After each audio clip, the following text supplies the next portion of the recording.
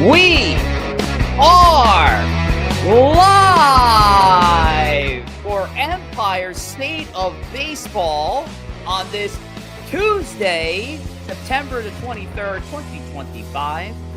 Episode number 141 is airing exclusively here on Instagram, X, and YouTube.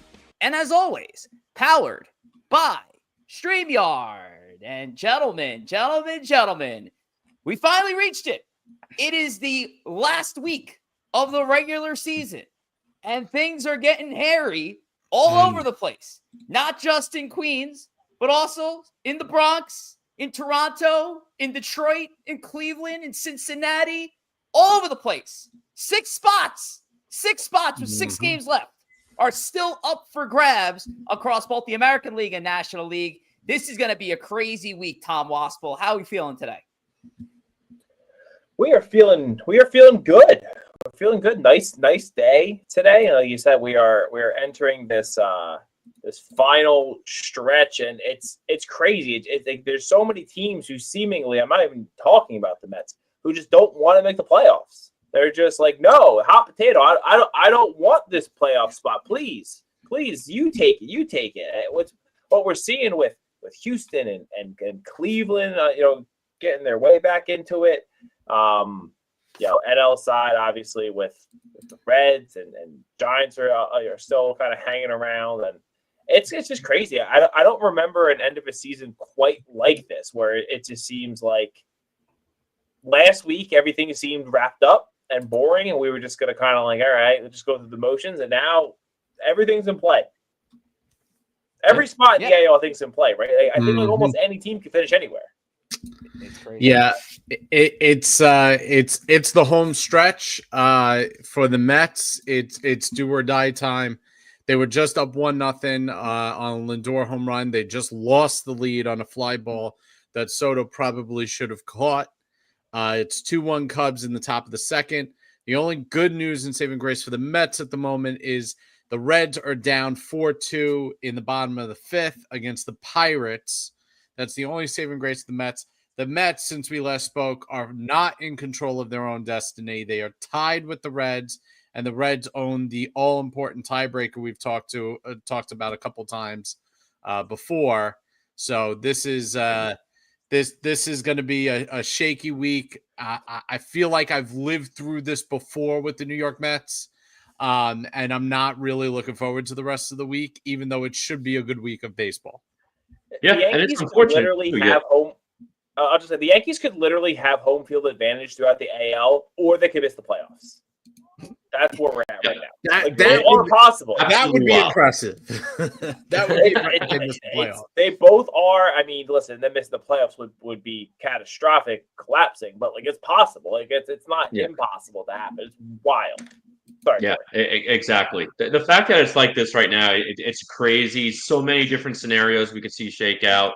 At least looking at it from my standpoint, from a Met fan standpoint, it's the complete polar opposite of last year, despite being a similar situation where you have a couple of teams trying to battle it out for that last wild card spot. The difference was last year you had a lot of teams playing good, the Mets playing really good, trying to get in there down the stretch.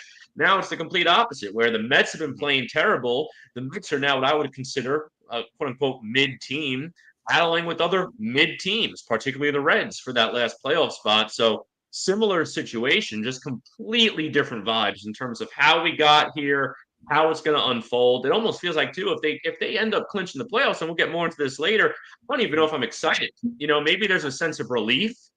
Maybe it's just like, oh, they actually did it. Well, you know what? They should have done it. They shouldn't have been in this boat to begin with. I don't want to see champagne. I actually might get annoyed if I see celebrating like they won the World Series with champagne to clinch the last spot, because they should have clinched it already. This week should have been setting up your rotation for the first round of the playoffs, not trying to battle for a last spot that you no longer control your destiny. It's going to be a crazy week. It's going to be a crazy night, honestly. And if you see my head turned that way, I'm not going to try to be rude, but I have the full grid of active MLB scores going on right now, and I'll try to update as we go along. The biggest series of the week is going on right now with the Tigers and the Guardians, because for what the Guardians have done, they've been the story of the American League, arguably in all of baseball, with their magical run. They had a 10-game winning streak recently snapped. Detroit, up currently 2-0 through almost 6 innings here. And the Tigers, who at July, we had thought that division was wrapped up for the American League Central. That's how great they were playing. They're on the precipice not only losing the division to the Guardians, but may lose a spot in the postseason. So a lot of craziness right now. Yankees are up 1-0 over the White Sox. Mets and Cubs. Well, now the Cubs are up 2-1 right now going into the bottom of the second inning. Red Sox up 1-0 over the Jays in the top of the fourth inning. We have a loaded show tonight. We got to get into it quickly. But before we get to our Roback rundown, Tom, let's talk about Roback. Let's talk a little Roback. I'll be honest, guys. I took a half day from work. Played a little golf in some Roback, and then we tell you it was great. Did I play well? Actually, yes. I haven't touched a golf club in 2 months and played well, and I also looked better. Because I had a nice Roback polo on, I had some nice Roback shorts on, and listen, it's not just for golfers. I know that's kind of what their reputation is, but they got all kinds of great stuff out there, especially as we're heading into the cooler months.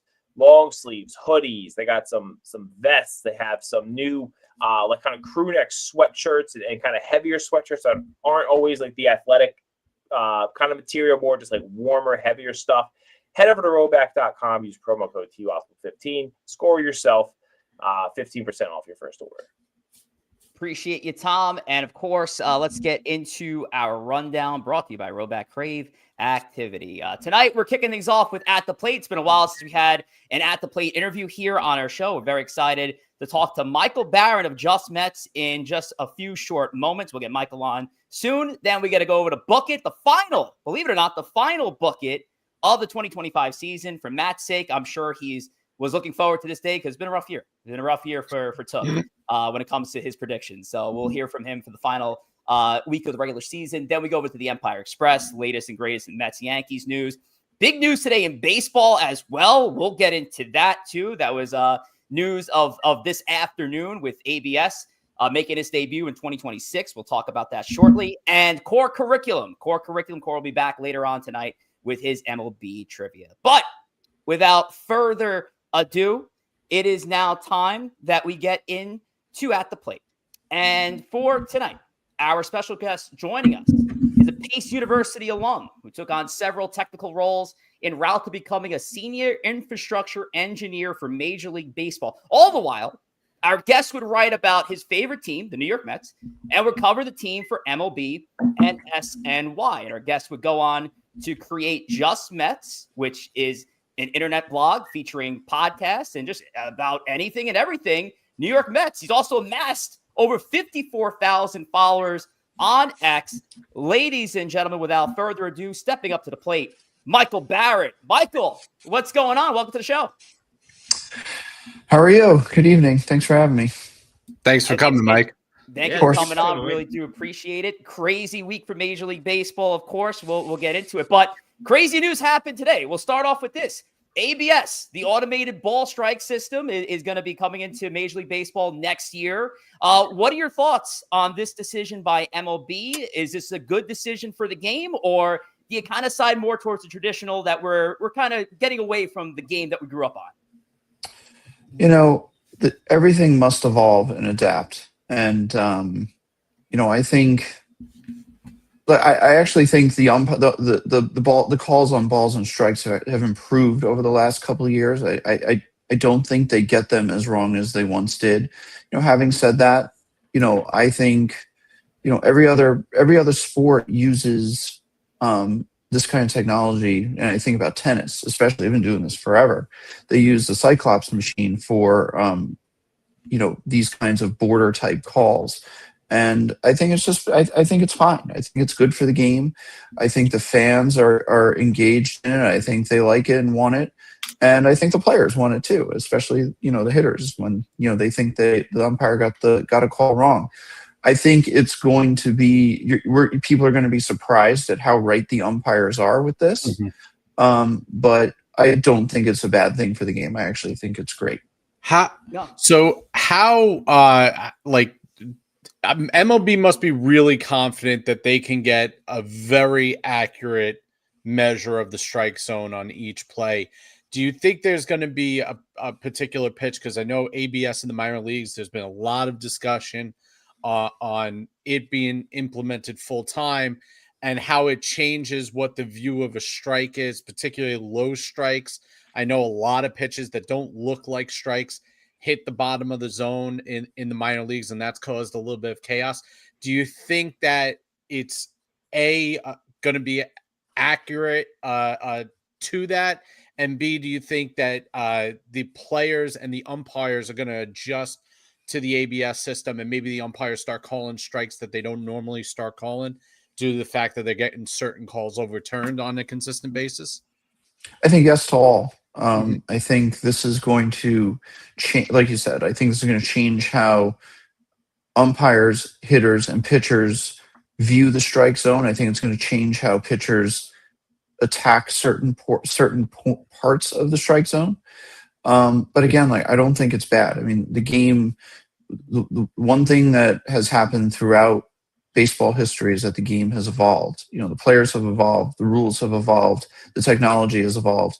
And quite frankly, MLB has been doing this for a really long time at this point with StatCast. It's just going to be, this is essentially going to be a simplified version of what we can look up on a daily basis on Baseball Savant at this point. So, like I said, I think this is, you know, I'm a traditionalist at heart, but I also know it's necessary for the game to evolve. And I said this about the universal DH. Like, yes, I would like pitchers to hit, but if they're not training pitchers to hit in the minors and they're going up and taking empty at bats, you know, every time they come up, like, what's the point in having them hit? You know, and it's the same thing with this. Like, if this is going to improve, you know, calls on balls and strikes, if this is going to make the game more entertaining, if this is going to engage people more, then, like, I'm all for it. Like, let's do it. Like, let's just keep making the game better, right? And I think, you know, as much crap as Rob Manfred gets, you know, attendance is up and viewership is up, which means, you know, some of these things that they've implemented, you know, they're doing something right. So, and like I said, I think people are going to give umpires some credit that they've been lacking over the last few years when it comes to the ABS system starting next year. I think you're going to see them get. I think it's going to be about 50-50 in the end. I think they're going to get a lot of calls right that, you know, people didn't think they were originally getting right. Yeah, I could definitely see that. And it'll be interesting, too, to see the first game where you think you're ending the game on a strike 3 and then you get it reviewed and it overturns to a ball. That'll be for some interesting drama when that ultimately happens at some point in time. I know, shifting a little bit, too, you know, Mike, glad to have you on. You know, followed you way back from like the Mets blog days, too. Yeah. So going back a bit over there, too. And ironically, going back to that time, there was another collapse in that general era. You know, the big 07 team, the 08, not as much, but 07 was really the big one. And we're in the midst of what could be another collapse here for the New York Metropolitans in the 2025 season. You know, it's still got a week of games worth to shake out. We should not be at this point. That's a whole different conversation. But wanted to see from your standpoint, I mean, there's a lot of debate going on online. I'm mixed myself. You know, one day I lean one way, one day I lean the other. Comparing that 07 team and how it unfolded so quickly in September, seven games up, 17 to play, versus this Mets team. They were the best team in baseball, 21 over 500 mid-June, and you've almost had a slow death continuously for several months. In your opinion, when you look at both teams and scenarios, which scenario do you find more painful as a Mets fan? That's a good question. I was asked this on Sunday night after they had lost. And at first I said 2007 might ultimately be worse because that was a better team with a better record. And it all happened so fast, like you said. Like, it was like a big, like like a gas fire that all of a sudden just got out of control. And this one has been a slow bleed, as I've described it over the last few weeks. You know, with that said, the competition that they're dealing with right now, I mean, is certainly not as strong as that Phillies team that they ultimately succumbed to in 2007. And that Phillies team went on to win one world championship and make deep runs into October for 4 or 5 years after that. So like I said, they're two different things. I remember that feeling a lot worse than this one though, because this one is like this seems like it's been inevitable for 6 weeks at this point. So, and it hasn't happened yet, although they're down 3-1. It hasn't happened yet. They're down 5-1 is doubling the gap. And Peterson's got to get the heck out of Dodge. This is ridiculous. He's 5-1 in the second. Oh my God. He's hit a wall, to say the least, and unfortunately right now he's not pitchable. And the funny thing about Peterson though, is that he was one of the best pitchers in baseball from June 1st, 24 through June 1st, 25. Yep. And then all of a sudden, I don't even want to say, he was pretty good in June, but starting in July, he started to skid. And I think I want to believe it has to do with the number of innings he's thrown, but right now he's not pitchable. So, but who else is going to pitch at this point? No. So, but now they're going to have to go to their bullpen. Right. So, at any rate, but the question about the two collapses, it's an interesting one. And, maybe it's a better question to ask me in a week, if they don't make it and they completely fall apart and it all sinks in, Sunday night or on Monday or whatever, and I don't want to put the cart before the horse because, they can win this game and Cincinnati can lose and then they're back in control of their own destiny. So, but this game, it's 5-1 Chicago. This is pretty much what we have seen for 3.5 months. Yep. They give up a ton of runs early, or they're playing sloppy and can't, and now they have to dig out of a deep hole. And this has been probably half of the 52 losses since June 13th. This game is, copy and paste every single day, in large measure. So to expect it to change in the next 5 days, I think, that's wishful thinking. The question is, can they hang on? That's really been, that's the gun to your head question. Can they hang on and get to the playoffs? And I think for this organization, this franchise, and considering the history of this franchise and the collapses of 07, 08, what happened in 2021 when they were in first place forever and then all of a sudden just were absent for 2 months, things like that.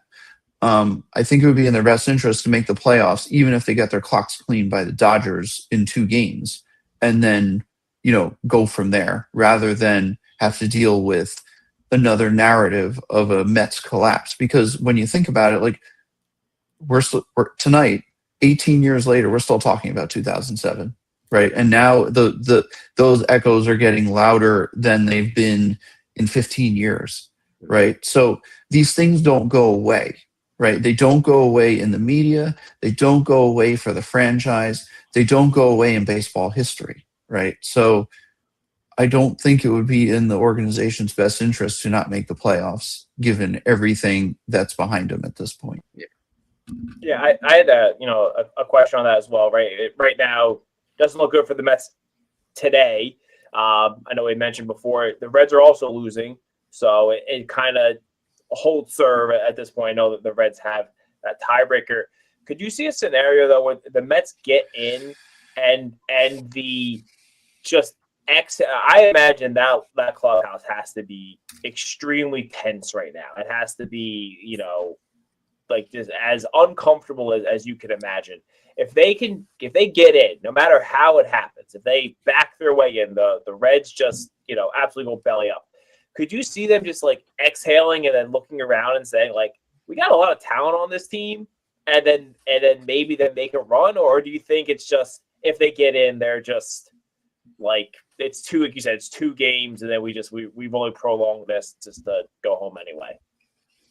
I mean, it's a good question, and I think it ultimately depends on what they need in order to get there, what they need to do with the pitching staff in order to get there. Now, I think they've lined up Nolan McLean now to pitch Thursday, which means no matter what, he will not pitch after that in the regular season. Right. So he would then pitch game 1 in LA. But after that, I think anything goes.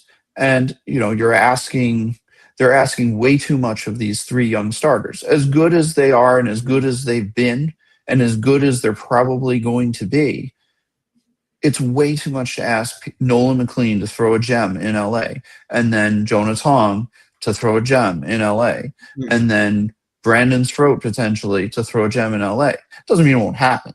They're talented enough to do it, but a playoff game in LA, with this bullpen, I think it's a lot to ask. I think, but the playoffs, the playoffs are funny. I mean, look at what the Diamondbacks did 2 years ago, right? I mean, look what the Mets did last year. Anything can happen. And if they get in, I don't think anyone has, and I would say the same thing about the Yankees, right? Who have their share of issues, but you have no reason not to be hopeful. If you get in, you deserve to be there, so I would certainly be hopeful that they could overcome these deficiencies, but like I said, every day is the same with this team, and again, 35 and 52 since June 13th. That's hard to forget. And that's an identity, right? That's what they are. That's a last place team in the end. So, statistically speaking, the odds are against them for making a run because they don't have enough pitching to do it. But I guess you never know, right? I mean, I didn't think the Mets would get as far as they did last year, At the same time, would it be inconceivable that they win 2 out of 3 against the Dodgers? I don't think they could beat the Dodgers in a 7-game series, but if you're saying they walk into Dodger Stadium, win 2 out of 3 and get to the NLDS, that's not an inconceivable talking point, despite the fact that they're as bad as they've been for so long. Lindor and Soto hit a couple of home runs. You win a game. Sure. It's one of those things that's crazy. If they get the pitching, that's the thing. If they can get the pitching, their offense 1 through 4 is as good as there is in Major League Baseball. They've been, despite that 35 and 52, they've been a top third offense during that same 87 game stretch. So it's not inconceivable that they can, if they can get some quality in innings, even, I don't know, 1 through 7, they do have a chance because the offense is elite. But first they got to get there. And right now they're on the outside looking in, and they have a lot of work to do, and they're not off to a good start, to say the least. So, yep. We are here with Michael Barron, the co-creator and executive editor of Just Mets. Ladies and gentlemen, thank you for joining us here on this episode number 141 of Empire State of Baseball. I see some comments in the chat, and I wasn't going to bring this up, but it is something that I was curious of asking on here. Mike Pars goes, they lack team chemistry, and that's coming from a Yankees fan. OMG played a big role last year. Dr. C goes, they really got to bring OMG back. Now, I obviously not meaning literally Jose Iglesias, but from the outside looking in, yes, there was a bit of an aura the Mets had in 2024. Now, a lot of people I talked to, they said, well, listen, at the end of the day, they still got to play great baseball. How much do you think it was a disconnect from just having that identity to they're just not showing up on the field as a reason to why they're in the position they're currently in? It's funny. I don't necessarily disagree with the point, but we always seem to say on good teams, the clubhouse is good, and on bad teams, the clubhouse is bad. And from what I understand, there's no clubhouse issue with the Mets. I think it's simply a quality of play issue. I think it's a coaching issue. Sure, they've had some bad luck, and Sunday is the prime example of having the worst luck possible out there. But I think they, like you said, Khoury, they've put themselves in this position where these things just seem to be glaring, and then they stink, and then we say, well, the clubhouse is fractured, or they don't have team chemistry. And I don't necessarily believe it's a chemistry issue. I think it's a players not playing well issue. I think it's really what it comes down to. I mean, you can have really good team chemistry and throw the ball around like the Mets do. You can have really good team chemistry and pitch like the way David Peterson is pitching tonight.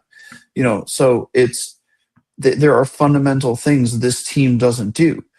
And if you look back over the course of Mets history, they've had some real what's in their clubhouse, and been on won one championship with one of those teams, came close with another.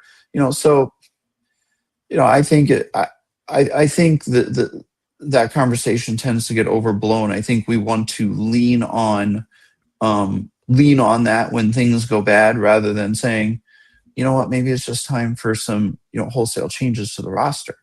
I think the Yankees, if I think back to 2013 with the Yankees specifically, and that was a disappointing Yankee team, to say the least. Everybody was saying the same thing. Well, they have a chemistry problem, and the manager's got to go, and it's a this or that. Well, you know what? They had a bad player problem, and I think that's really what it came down to that year.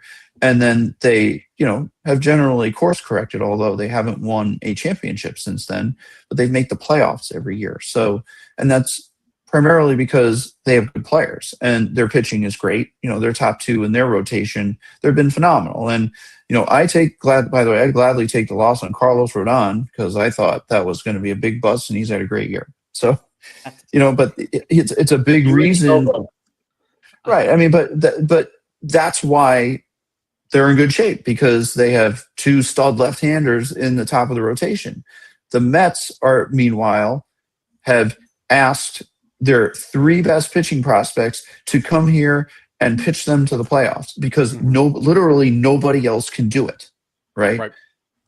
It's a bad player problem. It's not a chemistry problem. It's a bad player problem. So, and I think I'm way in my life and career, I think I'm way past the, this team needs more energy. And I think they need more energy, and they've been lifeless and lethargic out there, but I'm way past it's a clubhouse problem thing.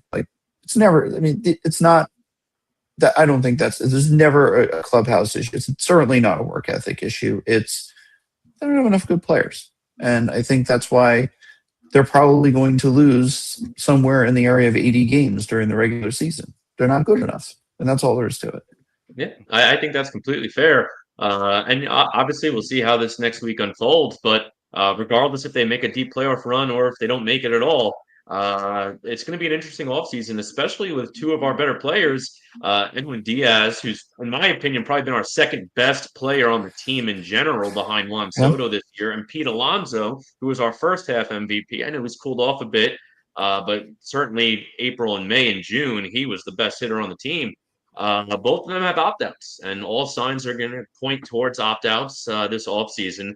I want to see from your standpoint, do you think both come back? You think maybe one has a better chance of returning? Maybe they're both goners if there is some sort of shakeup. Just want to see your thoughts on those two players, since they're both have been key pieces in this core for a while now. Well, I think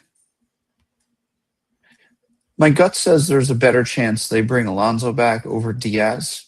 And the reason for that is, I think there are a couple of reasons. One, first of all, Pete Alonso, someone needs to explain to me how they're going to get better at first base without Pete Alonso, with another player, right? That's number one. Number two, he's arguably one of the most important players in franchise history, just from a historical perspective, just from a nostalgic perspective. And that all has value and merit, as we've seen at Citi Field all year with the fans and his relationship with them. He's also, again, really good. I know the second half hasn't been great, but again, I'll sign up for 37, 125, or 40, whatever he's going to hit. I'll take that. If that's a bad year, sign me up. Right. Exactly. And again, I know last year, I don't know if you recall, they were talking, they were saying, well, there was some buzz out there. They weren't going to sign Alonso, and they said, oh, no problem, we'll just move Mark Vientos over there. And I'm like, if that's the crap they're selling, I got a bridge for you, So give me a break. That was just give me a break. That is not a solution, and I don't think there are other free agent solutions out there that are even sniff what Alonso can do. Even if Alonso's on the quote unquote decline, which this year proves that's not true. Even if he declines over a long-term contract, they will get their money's worth if they do it. And also, he wants to be here. They want him. The fans want him. Like, it's a no-brainer. Like, get it done. So, go ahead. Sorry. So the biggest question I have is, right, like, clearly this team needs some kind of shakeup. Yes. And the problem I'm having looking at the offseason is 2 of our 4 best players are free agents. You don't want to get rid of either of them. You can't replace either of them. Maybe you could replace Diaz kind of by spreading the money around the rest of the bullpen. What sort of thing are the Mets and particularly David Stearns going to bank on to change the complexion of this team that it is obvious? Because I look up and down the roster and I say, I need to re-sign Pete. I need to re-sign Edwin. There aren't that many free agents out there. Beatty has probably earned his way into the third base role. Vientos has at least shown you enough promise to warrant platoon, if not DH at bats next year. Center field's a black hole that might be answered internally if Williams or Carson Benj is ready, if I'm pronouncing his name right. And now you have all 3 kids for a full season. I don't see the obvious move that can be made to really change the dynamic of this team. And that's the frustrating thing. It's like last year was like, okay, there's a clear way to improve this team. Sign Juan Soto and spend $750 million. That's all well and good. But now you did that. I just don't. Where do you see Stearns going? That's really going to say to the Met fan, we've addressed the concerns that got us here. When to be honest, I don't see where the move is. Well, I mean, that's the big problem, and it's the risk and consequence of signing long-term deals. Brandon Nimmo he's been, I guess, pretty good this year, but doesn't really have a movable contract. Obviously, Lindor's fine, Soto's fine. And if they bring back Alonso, which again, I expect them to do it, he's fine. The one player that you can consider moving, even if it's just to get a roster spot, would be Jeff McNeil. And they tried to move him, last year. And, but, they ran into a problem where they found out he was more valuable to them than he was in the trade market. Well, granted, he had more years on his contract a year ago. And I think now he's down to 2 years and $13 million per year on the contract. But the issue for McNeil is he doesn't do things that are desirable, right? He's essentially a singles and a light doubles hitting hitter who's hitting 260 and has, a sub 800 OPS. And is he living up to the contract? Yeah, I suppose he is. But like, why would anyone trade for that at $13 million a year, right? You can probably get that for $8 million a year on the free agent market. The other thing I have with McNeil is he plays 5 positions, 6 positions in a pinch.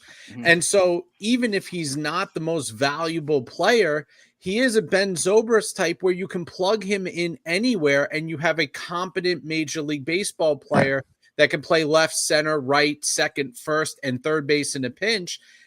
I would argue that you can't pay $13 million for that on the market and get that result.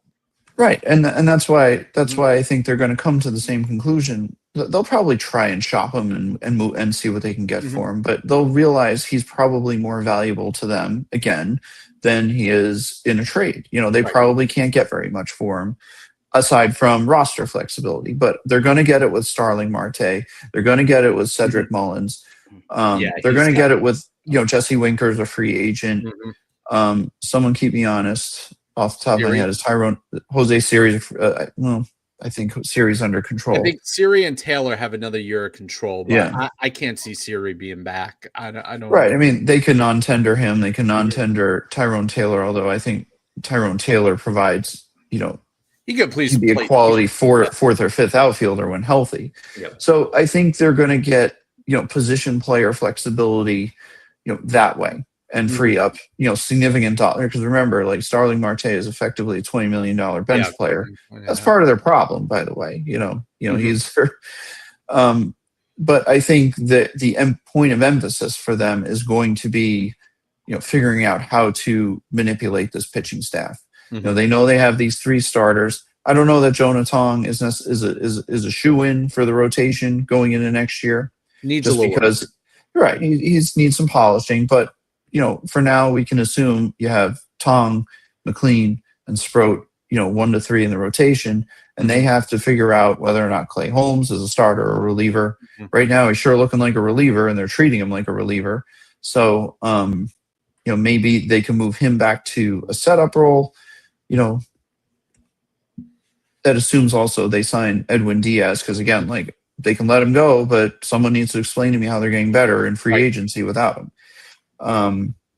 But they also have to decide, and I don't think this is, I think this question's already been answered. Like, are they, given what's happened and what appears to be happening, down the stretch here, like, how are they going to push forward into next year? Are they going to go balls to the wall, all in again? And, like, I think they have to decide. They may already know that they may already have the answer to this, but they have to decide what the plan is. Do they want to do a semi-transition year, or do they want to be, do they want to push, forge ahead and go all in and try to win a championship? And they have a lot. They're going to have a lot of money invested in the roster, regardless. But I think they're going to go for it. I mean, I don't think you waste these seasons from Lindor and Soto specifically and say, well, like, we're punting. I don't think they're going to do that. And if they don't, they need to find a bona fide veteran ace, be it whether it's via trade or in free agency. And free agency is never a good place to find pitching for anybody. And, while I'll say this about the Yankees, Max Fried's been great, but that's a long deal, and that's not going to be pretty at the end.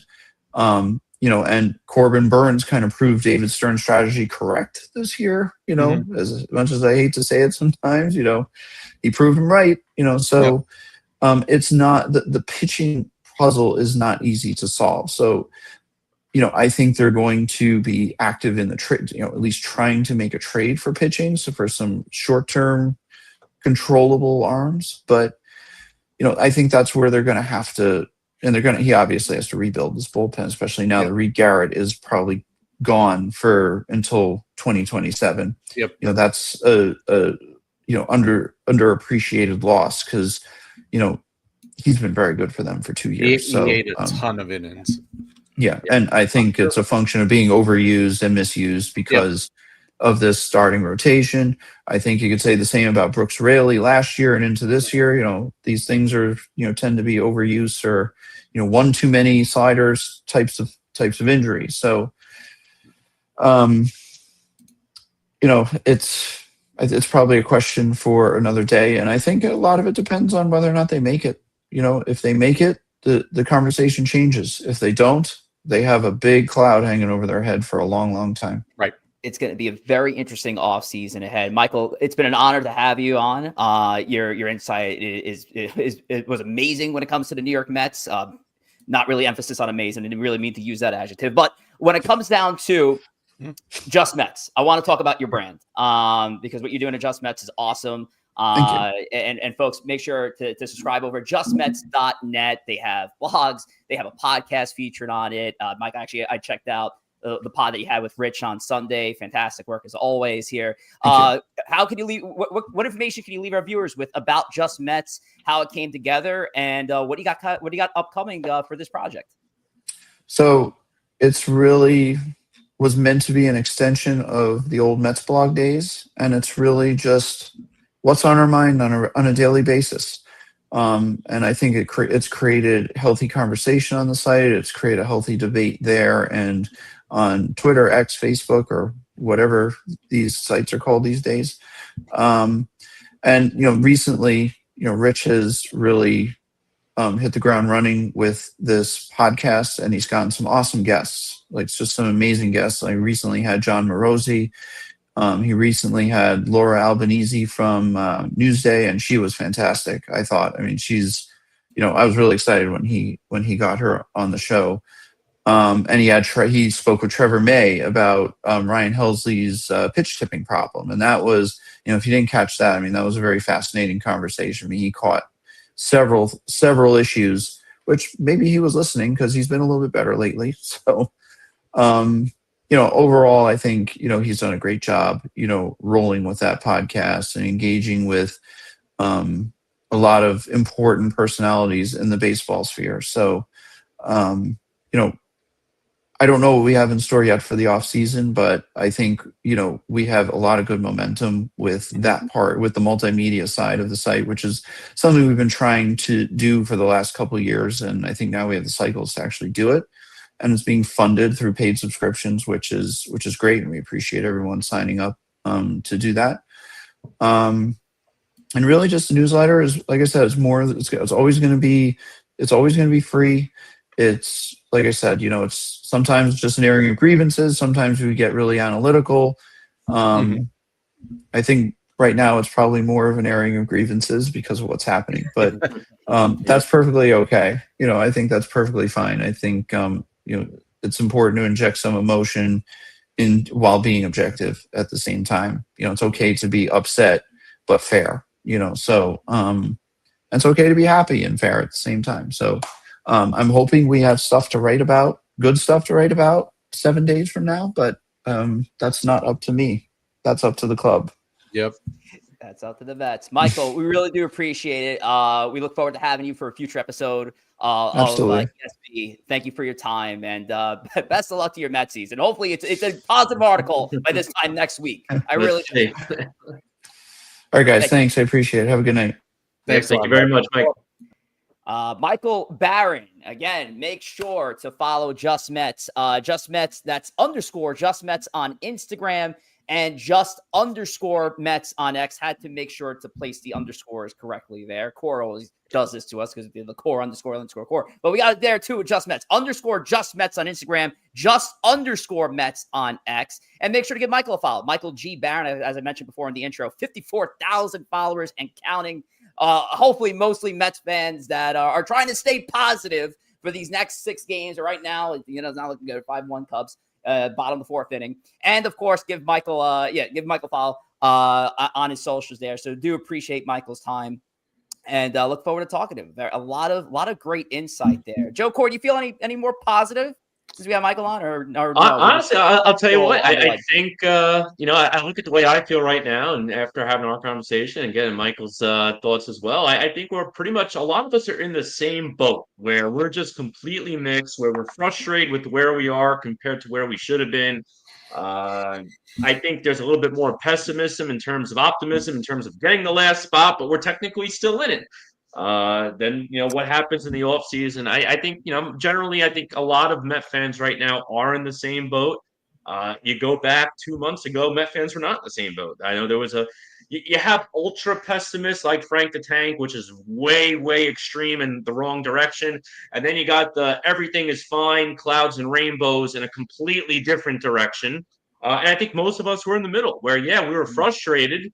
We were trying to be realistic, where we're 5 games up in the wild card, we're 7 games up in the wild card, blah blah blah blah blah. But we understand there's poor play. So I think a lot of fans were kind of in the middle.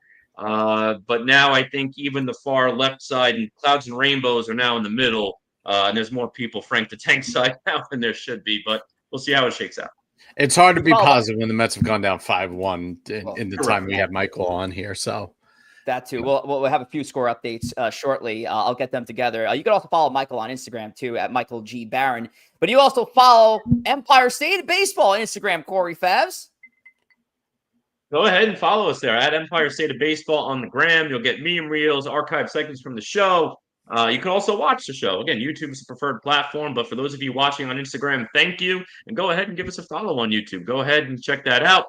But you can also follow us all individually, myself at Khoury Favs, Rich J. Rivera, Tom at T. Wospil, and Joe at JR Pugs. Go ahead at Instagram again once more time at Empire State of Baseball. Here's some significant score updates. So obviously we know the Cubs lead 5-1 over the Mets. The Yankees playing the other Chicago team right now. The White Sox just took a 2-1 lead. Colson Montgomery, a home run off of Luis Hill. And this is a critical start for Hill because we still don't know who's going to be that third starter for the Yankees. And it's really going to be a battle between him, Schlittler, and I think Warren is, I guess, still in that mix, but it's really between the former two. So Hill's got to make an impression, and he's not looked good throughout this game. Red Sox and Blue Jays are tied at 1 at the bottom of the 5th inning. The Guardians now have a 5-2 lead over the Detroit Tigers at the bottom of at the end of 7 innings. The Pirates lead 4-2 over the Reds. Of course, if the Mets drop this game, you really at least need the Reds to drop their game as well. And let's see if there's another significant score. Phillies up 3-1 over the Marlins because I don't know why Miami still has hope in this, I guess. But one loss, they're done. Tom, how you doing, man? I feel like I haven't heard from you in a while. You all right? You doing fine? Yeah, we're good. We're watching the Yankees on the side here, checking all these scores that you've been you just updated us on, and we're ready to keep rolling here. In the Tigers Guardians games, it looked like Skubal hit David Fry in the face when Fry squared to bunt. And that really shook up Skubal. After that, he gave up 3 runs in that inning. So they got to Skubal in part due to an injury to David Fry on a hit by a pitch. So that was ugly. That was not good.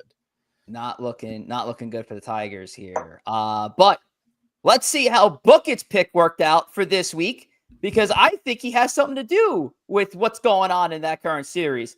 Do you now, Tuck? What's up, ESB crew? Took us back with the Bucket pick of the week. And with the season winding down and a lot of division battles going on, I'm headed over to the AL Central for later in the week. The Tigers versus the Guardians. When the Tigers have been in a terrible slump, Guardians have been on fire. And I've been the sports mush this year for the team that I pick. So what I'm going to do is I think the roles are going to reverse. Tigers are going to come out of this series on top on the back of Gleyber Torres. And to end the season, we got to bring the cheetah back. What are you guys picking? Book it. Bet the house on the Guardians. And I don't know what just happened in the Met game, but it is now 6-1 on... Wonderful. Hap. Horner got a double. Nice. Some things happened. But McNeil threw 2 balls away in 2 consecutive plays. Oh, that was terrible footwork by Pete. Good Lord. And it might be another terrible pick by Tuck here, because Guardians do lead 5-2 over the Tigers again, and they are in the 8th inning, so already not looking good. He's got Gleyber Torres on top of it being his player to watch. Khoury, how's Tuck going to fare in his final regular season prediction? I mean, listen, it's hard to go against the Guardians, especially how tonight unfolded. But, I mean, they're the hottest team in baseball right now, and despite how bad the Mets have played, their collapse this month or the second half of the season is not nearly as bad as the Tigers. So I'm going with the hottest team versus the most collapsing team. Give me the Guardians. Joe? I just care that he brought the cheetah back. Tom. So I'm just pro cheetah. Betting the house on the Guardians. Yeah, you have to. You have to. Like, I'm sorry. He's not at one point. Tuck, I'm sorry. I love you, bud. He has not at one point earned the confidence of this crowd. I tried many a times to support whatever prediction you were going to go with. And it's already looking bad again. And we're almost through this first game of the series. Now, obviously, things can go the other way. Chris here says he can't pick a winner to save his life. You're onto something there, Chris, if you followed along. I mean, can we pull up the record? News. Can we pull out the record? 13-22. Chris runs ESB bets. He should be betting against Tucker every week. He should. 100%. 100%. So Chris, I might have we may have a game plan here for future Empire State of Bettings on Tuesdays. I'll tell you that. And speaking of Empire State of Betting and the rest of that, well, that's over on X, and we'll talk about X for a little bit. Make sure to give us a follow on all our accounts on X, at ESBNYM for Mets content, at ESBNYY for Yankees content. We host this cool space called the Bronx Take Monday through Thursday at 1 p.m. Eastern time. Queens Boulevard has been on and off on Thursdays at 5 o'clock. Actually, this week I just got word from Keith that this episode of Queens Boulevard is actually going to be hosted on Friday. So this episode is going to be on Friday this week. So make sure to check out Queens Boulevard before they enter their final series of the season against the Miami Marlins. And in extra innings, usually also on Friday at 2 o'clock. We may do a little bit of switch around here now that Keith is going to go live on Friday this week. But yeah, a lot happening on X. Make sure to give us a follow all over the place at Khoury Fast, Khoury at JR Parks for Joe, at Rich J. Rivera for me, at T Wospil for Tom. Okay. Now, we touched a lot on the New York Mets, so as much as I would love to go through the Empire Express for the New York Mets, we know the story. The first 40 minutes was dedicated to New York Mets work here. We know the deal. Going into today, the Cubs, Padres have their spots locked up. The Mets, the Mets are under the Reds, even though they are tied. The Reds hold a tiebreaker over the Mets, so you can almost see that as an invisible one game back of Cincinnati. And as I mentioned before, Cubs up 6-1 on the Mets at the end of 4. Reds are still trailing 4-2 Pirates here in the top of the 8th inning. So some hope. And the Phillies, since our last show, had officially clinched the National League East Division. And we look ahead to the schedule. This is what's going on right now. The Mets finish things off with the Cubs and the Marlins. Joe, is there my quick question before we flip to the Yankee side of the house? Is there any hope when you see the Marlins on the schedule for the final 3 games of the season? Because I feel like we're in this pickle almost every single season with you guys. I mean, the only hope is the Reds slip more than Mets do. That's my hope. At this point, the Mets could go 6-0, which is not going to happen because they're down 6-1. They could go 6-0 and still miss the playoffs, knowing the Mets. Yeah. So that's the only hope. That the Reds are as equal of, or if not bigger frauds than the Mets, which is a possibility. Right. Yeah. Khoury, any other closing thoughts, or should we just move the Yanks?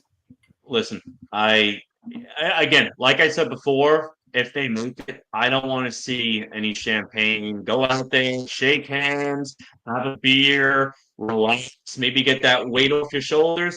I don't want to see this team celebrate like they won the World Series because that should have happened last weekend. At this point in time. I 100% respect that.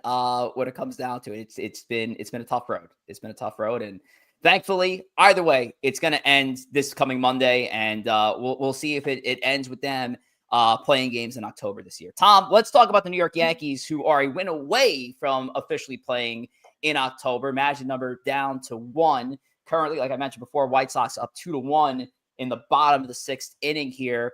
Tom, your thoughts on these New York Yankees? You haven't had a chance to talk about the Yankees yet throughout today's episode. So as we're seeing, 88-68 going into today. It's a 4-game lead at top of the wild card. But, we're having high hopes here. Even though it's very unlikely, and the Jays and Red Sox currently tied at 1 in the top of the 6th inning, we're still looking at that American League East and saying, hey, I know it says 2 games. It's really 3. But we have a shot here. We're playing the White Sox. We're playing the Baltimore Orioles. This should be a chance for the Yankees to, you go 5-1 or 6-0 and hope that the opposing teams that Toronto's up against with Boston and Tampa Bay can help do a job. Thomas, your thoughts on these New York Yankees, bud? Yeah, that's exactly where my thoughts are at this point. I think realistically, the Yankees, you hope they go 5-1 in these 6. I know they're down 2-1 right now, but they should have the firepower to come back and win this game, hopefully.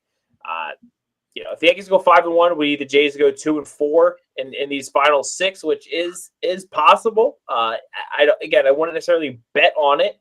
Maybe we should get Took to bet on it. Maybe we should get Took to lay heavy on the Jays to win the division. The Jays are probably like -500 to win the division at this point. Let's just have Took put an incredible amount of money on it to just kind of seal it up for the Yankees. It's so interesting with what's happening under them in the wild card. We've seen that we've been kind of locked into wild card 1 for a while now. Even though it was a little shaky for a little bit. I don't know who I'd rather play, and it seems like no one, other than Cleveland, no one quite wants it. I don't know. I mean, the AL East the AL Central has always done us well, so I wouldn't hate Cleveland, even though they're hot. Houston feels like they're just taking on water, but you don't want to play Houston ever because of the history there. And then with the Red Sox and how well they played against the Yankees this year, you don't want to play them either. So it's you don't feel, I guess, super great with any of them. I don't know. Do you have a pick of who you would rather play in a 3-game set at home? I don't, because ultimately at the end of the day, the Yankees have to go through all these teams that have any hopes to get back to the end. It's like you pick your poison. If you're facing the Red Sox, a Tigers, an Astros in the first round, you're facing their best pitcher, which is like, is that a game one loss off the rip when you're facing one of the AL Cy Young finalists in Crochet, Skubal, or Hunter Brown? And then, the stigma of the Astros. I actually talked about this on Q Conversations on Wednesday.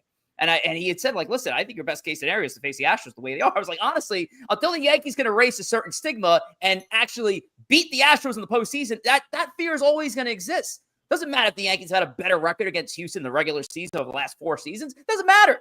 Until they vault them in the postseason, that I'm never going to feel comfortable facing Houston. Yeah. Nope. And then when it comes down to it, Toronto spanked that ass, but we know that's obviously not going to be something that's plausible in a 3-game set. Yeah. Cleveland right now, they might be the one that I'm like, okay, I probably feel the best against. But here's the hottest team. The Cleveland Guardians have been the hottest team in the American League. Yeah. And what's a more dangerous team to play at this time of the year than a team that has nothing to lose? Exactly. And that was like the Guardians this year, look at the run. Now, the Mets run was not as drastic in terms of winning 10 games in a row down the stretch, but they kind of have the Mets magic right now, where they were on the outside looking in going into the final weeks of the season and went on a tear and won it. And the Mets rode that all the way into the championship series. Now, obviously, they didn't get to the World Series, but they were competitive versus the Dodgers. They won a couple of games versus the Dodgers in a 7-game set. What's stopping the Guardians from doing that this time? Then again, you look at the head-to-head, the Yankees are the better team than the Guardians. So it's just interesting to see which matchup you want. I mean, again, the Red Sox, you would be home versus the Red Sox. I don't see the Red Sox. I just don't want to go against Crochet. Crochet has the ability to don't go 8 innings and shut you out. That's the problem. And you look at the Tigers. The Tigers, again, coldest team in baseball. They're in the midst of their own collapse. But you get into a short series, you're seeing Skubal. Or a 5-game series, you're seeing them twice. So it's interesting to see which matchups you'd rather have with the Yankees. I think it's a lot of even matchups. The Yankees should beg to play Cleveland. I don't care how hot they are. Until I see Cleveland walk into Yankee Stadium and win elimination games in Yankee Stadium, I won't believe it. I know Houston can do it. I know the Red Sox can do it because they've done it. And they've done it with the cast of characters on the team, right? That maybe not the Red Sox as far as elimination. I was going to say, literally no one on the Red Sox. But no, Alex Bregman has. Other than Bregman. Okay, fine. Alex Bregman is the only one. All right, so is Bregman hitting a ball out of Yankee Stadium inconceivable to win him a game 3? No, absolutely not. That's not inconceivable. And you never want to face your division rival as it is, unless you own them, in a la the Mets and Phillies last year. I begged to play the Phillies because I knew we were going to beat them. The Yankees are not built that way. The Yankees need to beat up on the teams that they are not that are scared of the Yankees. That are scared of the Yankee aura, and that's what they got last year. They got served it on a silver platter last year.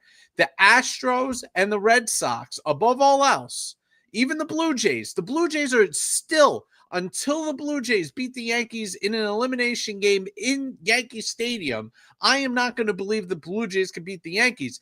The Red Sox and the Astros can, and they are not afraid. Same thing with the Mariners. The Mariners, until I see the Mariners walk into New York and win an elimination game in New York, I will not believe that they can do it. That would have been more of a position of comfort there with Seattle because of the inexperience across the board outside of a couple of bats that are familiar against the Yankees, Rosarena and Naylor. But yeah, I'm not, again, I don't think there's a matchup for the Yankees in a 3-game set where I'm feeling completely safe with. At the end of the day, you got to beat these teams to get to the end anyway. So if you're worth getting back to the dance, you got to beat these teams. I'm sorry. Yeah. And also, here's the other thing. This is another conversation. Anybody can beat anybody. Absolutely. It's a regular season series. A regular season series. 100%. Anything could happen. 100%. Actually, I'll even save my point because I know we're a little bit pressed for time. So shout out to all of you in here. We have 90 plus in the building. As far as score changes, there was a couple. The Mets tacked on one here. It's 6-2 Cubs now in the top of the 5th inning. And the Red Sox have taken the lead on the Blue Jays. It's now 2-1, top of the 6th as well. The Marlins scratching and clawing here. Phillies. Mets got another RBI.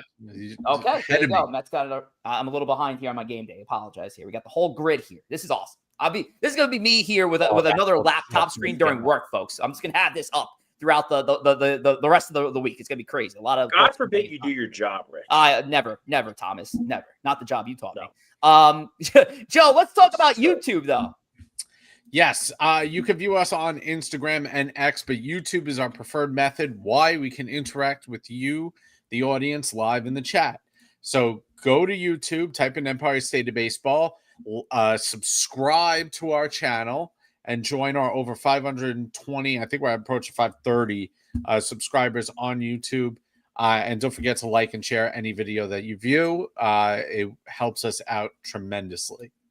Absolutely. You heard the man. Over 520 subscribers and counting. What's the next giveaway number, Joe? We know the next giveaway number. 750. 750. So we're a little ways away from that. So we'll get there sooner or later. We'll have another giveaway here on ESB. But as you could tell, a little bit of spring cleaning here. Well, fall cleaning now if we're officially into the fall season. So that means it's now time. Well, school's back in session. So Khore Kurriculum's got to kick off a little bit of the opener for school. And there's our guy, Khore. Khore, shout out to you, man. How you doing, buddy? Good. How's it going? Good, man. What are you doing besides dominating fantasy baseball leagues? Watching the Mets lose every single game going into the end of the season. You getting some sleep over there? A little bit. Not as bad as I thought it would be. New dad Yep. squad. Yeah, shout out to Khore. Shout out to the dads in the building as well. Khoury, Favs, is there any chance that anybody can vault Khore in the ESB Fantasy League? I don't think it's happening. I mean, I feel like there was a couple of us who had a shot go back a month or two ago. I think I got within 3 points at one point, and then my team completely fell apart. I saw Tom was up there. Chooch has been up there for a while, but I think Khore's got this in the bag, and really a lot of dominance this year. Khore, got to give it to you. I mean, I think there was maybe a 1 week and a half stretch where you were kind of bouncing up and down between first and second. But other than that little bloop, you've pretty much been in first the whole way. So got to give it to you, man. You dominated this year in the old school Roto League. Thanks. Yeah, I won't celebrate quite yet being a Mets fan. Just wait till the season ends. You were right, Khore. You said it before the season started. Like, once you're halfway through Roto, like, nothing happens. Like, I've been between, right, because Khore is around 99 points, 100. I've been at like between 93 and 89 for months, and I just kind of like, I lose a couple, gain a couple, lose a couple, gain a couple, and I can't go anywhere. It becomes a slow burn at the end. It depends where everyone is. Get out! Nemo! Bring in Nemo! You tied it. Let's tie the game. They tied it. Homer. Oh, They tied it. 6-6. We have life. 6-6. Whoa. Oh my God. Whoa. We have Who in the bullpen blows it? Bring on Helsley. Final sprint, ladies and gentlemen. The final sprint. 6-6 now. What a crazy And the Pirates are comeback for the New York 4-2, top Mets, 9. as they're in the top of the 5th inning. Yep, and Pirates still up 4-2. Yep, there you go. Wow, awesome stuff there for the New York Mets. All right, let's get down to business. It's time for Khore Kurriculum. We're getting towards the tail end of this, Khore. I think this is the second to last Khore Kurriculum of the 2025 season. So as always, let's take a look at the standings, Joe. Been ahead of everybody pretty much since the All-Star break. 29 points for Joe. Tom, 21. Khoury, 20. I'm at 17. But this is one of those Khore Kurriculums where you can make up in a big way. Am I correct here, Khore? Yeah, there's 9 total points. Whoa. Oh, dear right. Lord. Uh-oh. All right, Khore, are you going to keep score? Or do you want me to? It's up to you. Before I throw the If question you can keep score, that would be great. I'll keep score. All right, here we go, baby. Here's the question. Oh. Okay, so can you name the top 9 pairs of teammates that have homered in the same game in Major League Baseball history, including the postseason? And Derek Derek and Ruth. Sorry. Derek and Ruth. Yep, that is number 2. They had 75. Maris and Mantle. Incorrect. Chipper and Stanton Andrew Judge. Jones. Chipper, yep, that's number 6 on the list, 61. And I got Stanton and Judge. They are the only active pair, number 8 at 57 times. Aaron and Eddie Matthews. They are number 1, 76. Okay, so I got Tom 3 points, Joe with a K. I haven't even taken a guess yet, and Khoury with 1 point. We Ryan, should not, instead of shouting out, we should have done this in a rotation. So Ryan Howard and Chase Utley. That's too late now. No. Okay, McGuire and Canseco. No. Another K for Joe. Bears and teammates homered in the same game in baseball history.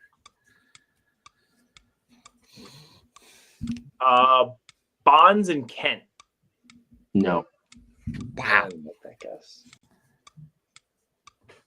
On a roll with the Giants there, though. Oh, Willie McCovey and Willie Mays. Yep, McCovey and Mays are number 3. That's a tie, Rich. You and I said that at the same time. No. I'm taking. I was yes. 100% was first. I said that. I said the exact same time as you. Go to the tape. Go to the tape.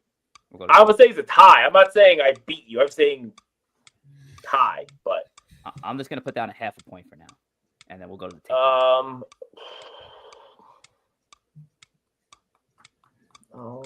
There's a pair of Dodger teammates that are tied with McCovey and Mays at 68. Who? Snyder and Gil Hodges. Yep. There you go. No fucking tie there, Tom. No, there wasn't, but there wasn't the one before. How many are we up to right now? How many we left? You got 6 of the 9. There's 3 left. Doing good. Completely number lost count. 5, number 7, and number 9. 5, 7, and 9. Mm-hmm. Manny and Ortiz. No. Oh, that's Wow, a good guess. Joe, you've made some great Good guesses. guess. You just paid out, my friend. And Joe is out. That's a good Joe guess. He's out. We're doing K's with this. Yeah. That's what we're absolutely doing, K's. The pair of Cubs Okay. teammates. Pair of Banks, no. Banks and Billy Williams. You got half of that duo. Okay, so it's a K for me. Hold on. Both are Hall of Famers. Oh, Banks and Ron Santo. Yep. That's number 5. They had 64 games. I almost said Brady. Banks and Sandberg. I'm like, they did not play at the same time. That's why I stopped myself. Check swing. Okay, we got 2 left. I guess 6 of the greatest power hitters. I got K'd on all of them that played extended time with one another. Rafael Palmeiro and Juan Gonzalez. No. Interesting guess. Oh God. One team is Minnesota. That's the number 7 on the list. Mauer and Morneau. No. way. Okay. Think way back. Who's the other one there? And then the other one, I'm just double checking. God. Give me a second. Who else hit Oh, I homers feel like there? I know one, but I The other one is the Red Yeah. Sox. They didn't cross. The 2 Red Sox. I'm Jim thinking, Rice and Corey Trent. And they're both older generation. Corey, did you get that one? Carly I Yastrzemski didn't and Jim hear. Rice. I didn't hear it. Say it again. Yaz and Jim Rice. Not Yaz. You got the Jim Rice part. All right, so I K'd out. I'm K'd Right, out. Rice and Fred Lynn. No. Tom's got 2 Ks. What, Tom and Corey each have 2 Ks? Yes, they each have 2 Ks. Damn. No.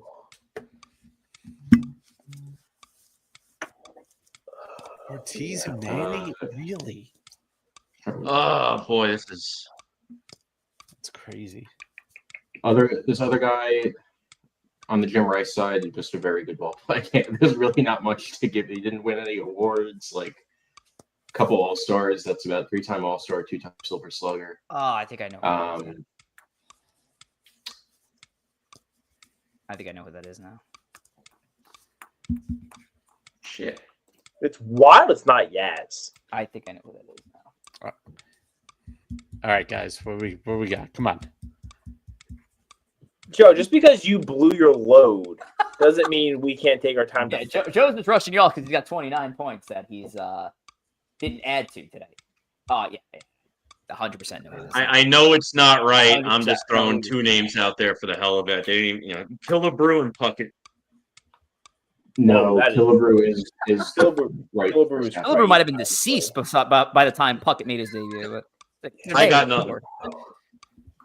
Yeah, the Tom, last I'll be A. at the Twins one is one. Yeah, I was gonna say I don't. This isn't gonna be it. We'll say Jim Rice and we'll say Carlton Fisk, but that's not right. No. Core, can I take a guess? I know I'm not going to get a point. I think I know who it is now. It's Jim Go for Rice it. and Dwight Evans. Yeah, that's it. 57. Unbelievable. All right. Well, who was the last one? missed? Twins are Harmon Killebrew and Bob Allison. Oh, I wouldn't have guessed Allison.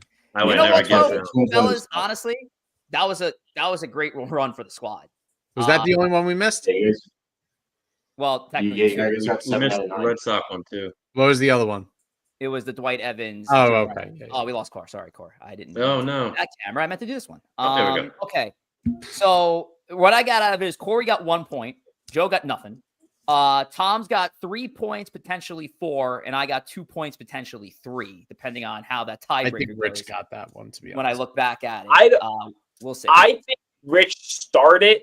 I think I finished it before Rich. Next finished it. time on these core curriculums, we got to take turns well, going around the for room. that, so we don't probably shout should have. out the We 15 probably yet. should have taken turns. But Joe, you also took like 3 heavyweight guesses and you failed on all 3. So I know How like you ran out of play. Ortiz and Manny played for how many years? That was a together? great- They weren't I- on the list. I was gonna say it too. I was gonna say that. I mean, come on. The only other thing I would have guessed was probably like Manny and like Kenny, or what's his face from Cleveland, who also, Oh, Tome?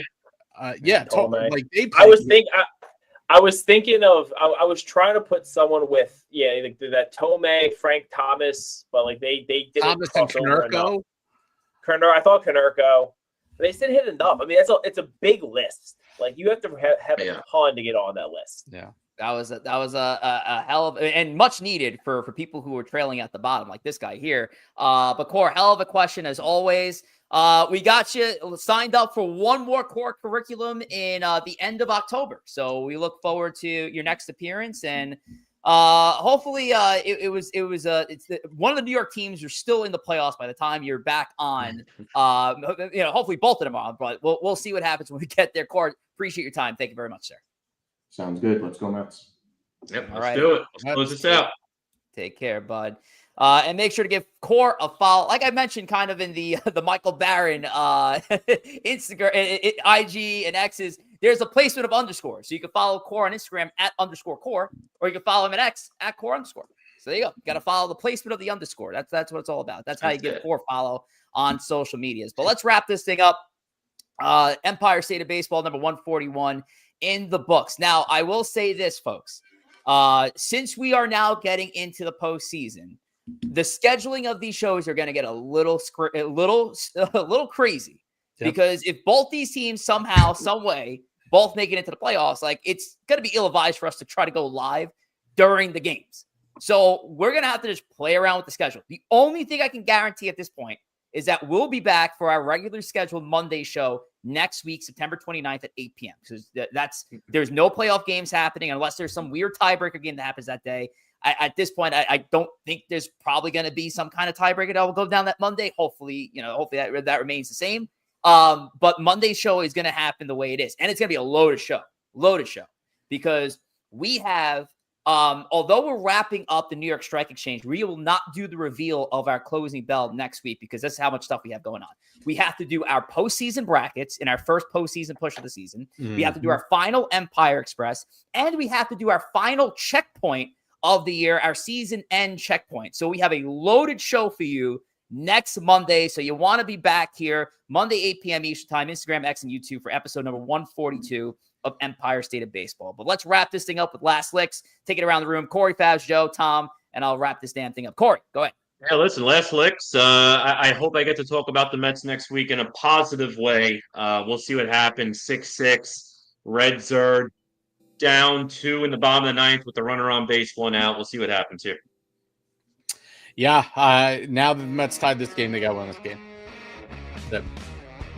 Yankees, let's make miracles happen. Let's come back in this game. Red Sox hold on, get it down to 1, and then who knows? Absolutely. It's going to be a crazy week, fellas, for Major League Baseball. And we will see you next Monday. Special shout out and thank you again to Michael Barron for joining us for At the Plate, and all 100 of you who showed up for Empire State of Baseball tonight. Really do appreciate it. Have a great rest of your night. Let's go Mets. Let's go Yankees. And take care.